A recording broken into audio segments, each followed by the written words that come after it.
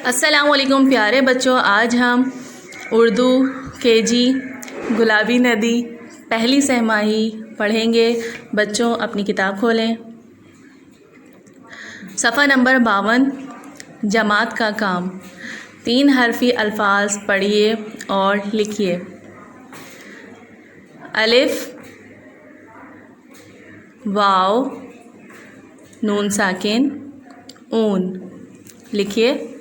अलिफ, मुसव्वत वाव।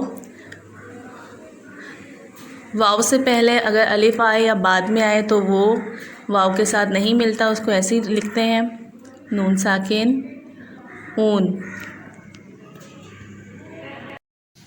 गोल, गाफ, वाव, गो, लाम साकिन, गोल।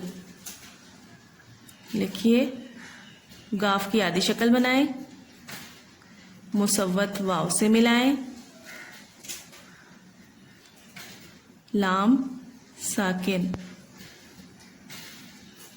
बन गया गोल। मौत, मीम वाव मो, ते साकिन, मौत। मीम की आधी शक्ल बनाएं, मुसव्वत वाव से मिलाएं, ते साकिन, बन गया मौत, बन गया मौत। टूट, टे वाव टू, टे साकिन, टूट। टे की आधी शक्ल बनाएं, मुसव्वत वाव से मिलाएं, टे साकिन, बन गया टूट। बच्चों अब आपको ये सफ़ा पूरा लिखना है। सफ़ा नंबर 53, घर का काम। बच्चों आपको ये काम करना है। शुक्रिया। अल्लाह हाफिज़।